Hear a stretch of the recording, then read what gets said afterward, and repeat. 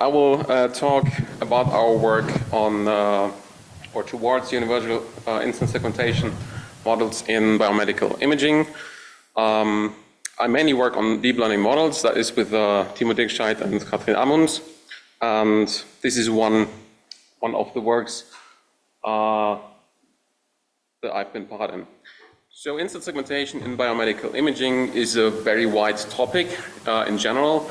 Instance segmentation itself basically describes the process of identifying specific objects of interest, for example in images, and also providing something like outlines for these objects, basically segmenting these objects from the rest of the image.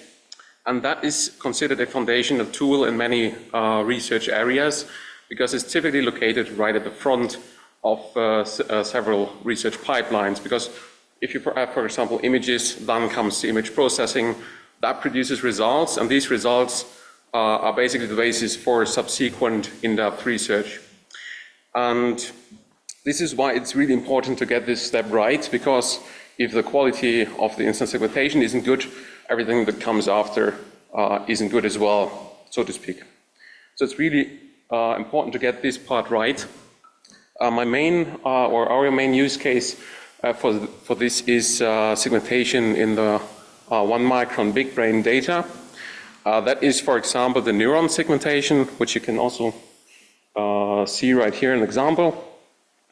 And that is quite a challenging task, because if you think about just one human brain, it's estimated to have around 86 billion cells.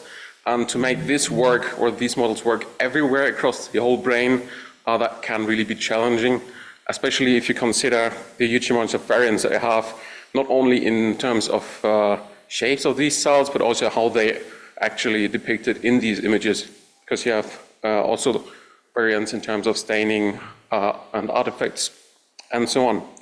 So it's challenging to get this right, and one key component for us was the use of external data. So not only rely on our own annotations for this, but also on external ones, and that is one of the key factors that we will look at today. So this is the architecture that we're basically using. It's Contour Proposal Network. We published this a couple of years ago and also presented it at a BigBrain Workshop. I won't go into detail here, but one thing to note here is if you know object detection models, these are the models that basically draw these rectangles around objects. Our model is quite similar to that, but instead of just these rectangles, our model produces high resolution outlines of these objects, which you can see here. So we got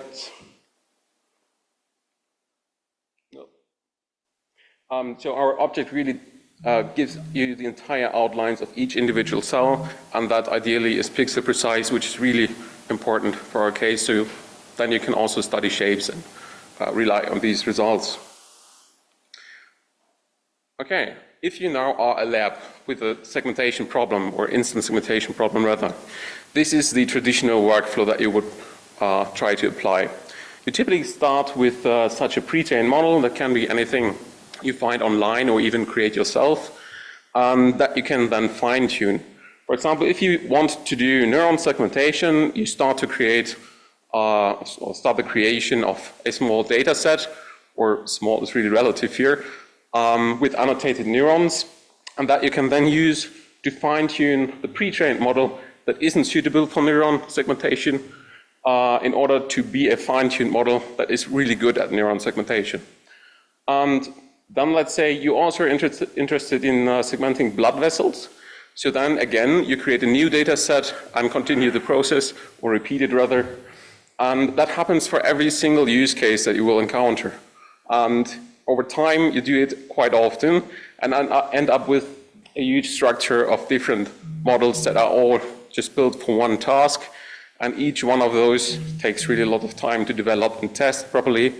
So that can be quite a lot of work. That not only happens in one lab, but that is typical across almost all of the labs. So one thing that we began to wonder then is, couldn't we just collect all of these data sets that are used typically for fine-tuning and move all of them into the pre-training stage? Because if we are able to do that, we would end up with one universal model that is able to solve all of the instance segmentation problems that exist today, at least those that also come with a data set. And that is exactly what we wanted to do here. So if you want to do something like this, you will start having a look at mixed data set training. That basically describes the concept of training deep learning models with just a collection of different data sets. And there is a naive way to do this. So the naive way really is just using all the data sets that we have and training your model as usual. So that is quite common. It was, for example, also done in the self-segmentation challenge at Neuroscience 22. So it's really common to do it this way. But if you really want to scale up your data collection, you will start running into problems. For example, or mainly, these are training conflicts. Training conflicts basically describe incompatibilities between different data sets. If you think about data sets, all that really is an objective used to train your model to do certain things. And sometimes these objectives really do not align during training. One example you can see here at the right-hand side, for annotation of these images, these are blood smear scans, so you see blood cells. For the annotation, you have to decide, for example, do you annotate overlaps or not? That is just one annotation style of many, and that is something that the network can't universally learn, because if you use data sets that do annotate overlap and combine that with data sets that do not annotate overlaps, your network isn't sure what to do here. So that is one example of a training conflict, but there are many more. One important one, if you have class agnostic models, which we do have here because we want to stay universal and not be restricted to a certain number of classes, then even different classes in the same domain, like neurons and blood vessels, become to be a training conflict, because one data set considers blood vessels to be just background and irrelevant, and for another data set, blood vessels are the main relevant thing and everything else is background. So these can also be training conflicts. So this is the architecture that we use to solve these training conflicts. Basic idea is that we really wanted to embrace the concept of text prompting in biomedical instance segmentation. So in other words, we not only put these images into the model, which you can see here a sketch of, but we also use text prompts. So we basically just tell the network what it is supposed to be doing. So in this case, we tell the network we're looking for blood cells, and it's supposed to look for only blood cells and segment all of the blood cells in the provided image. This works basically as a classifier in this case, but you're not restricted to just call or name classes, because in text you're really free to describe anything. So you can also say blood cells with overlap or without overlap, and with that you can model or resolve rather all of the training conflicts that you may have in your data collection. In terms of data sets, this is a collection we currently have. We're still looking to include more of the data, and everything is set up in a way that we completely consider this a continuous integration process of data sets. So this will continue over time. It's not a one-time thing. Right now we have over 10 million annotated instances, which in biomedical processing or imaging is really a substantial amount of annotation data. So if you think about it, how much time that takes to create manually, that's really a lot of work and a lot of hours that went into there by many different labs from all over the world. And also notably, this comes from many, many different research fields. It's not only neuroscience, but basically everything that we could find data sets for. In terms of evaluation, this is of course also a huge chunk of work on our side. Here we now have an example from the TissueNet dataset. That is a dataset that annotates both cells and nuclei in the same image, and has also a huge dataset also in terms of testing with over 100,000 annotated cells and nuclei. So the results should be quite reliable here. And what you can see here essentially is that our prompting model performs basically like a specialist model. A specialist model here would be a model that just works on one particular class. But our model, of course, works on all these different data sets as well, whereas the traditional models just work on one class and one data set. But still we get the same performance. That is, of course, on one huge data set. The real benefit comes also to shine if you compare on smaller data sets, where a universal model that has seen all of these different segmentation tasks is usually drastically better than models just trained on the small data set.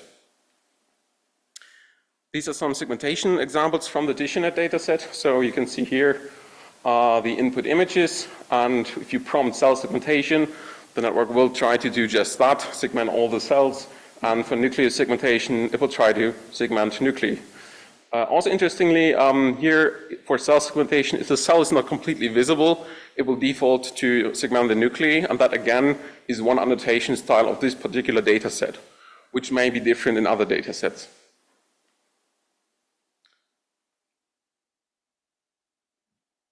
So these are some examples from the 1 micron BigBrain data. So here you can see examples depicting neurons, or both neurons and blood vessels. And for prompting blood vessels, the model is supposed to segment all of the blood vessels in the image. Interestingly, also these really small ones that are just around 40 micron diameter. And for neuron, the prompt neuron, it's supposed to be segmenting all the neurons. You can also focus on specific cell types like Purkinje cells, bead cells, and so on, and that really works quite well. And these are even more examples just to show that we really cover a broad range of image domains in terms of annotation segmentation problems. One final note, just because I really found it interesting, with a model like that, it's a question of how to make it really accessible to people, because we have lots of data sets used during training, lots of different prompts, and if you're not into this or don't know much about the model, you definitely ask yourself how to use it, which prompt is the right choice, and so on. And that is where large language models really can help. So in this case, you could just use the concept of in-context learning and something like ChatGPT. And the context is basically just a description of what's going on. So maybe a list of our trained models, data sets used during training, prompts, and evaluation results, something like that. And that really allows you to just prompt something like, I need a CSV file containing locations of all of the neuronal cell bodies in my images. And basically the modern LLMs are quite capable of converting that into a configured terminal command, or if you also fancy APIs, just run the command or the program to get the results you need. And that's it from my side. If you're interested in this work, definitely feel free to get in touch, and if you even have data sets that you're willing to share, certainly get in contact. Okay, thank you very much.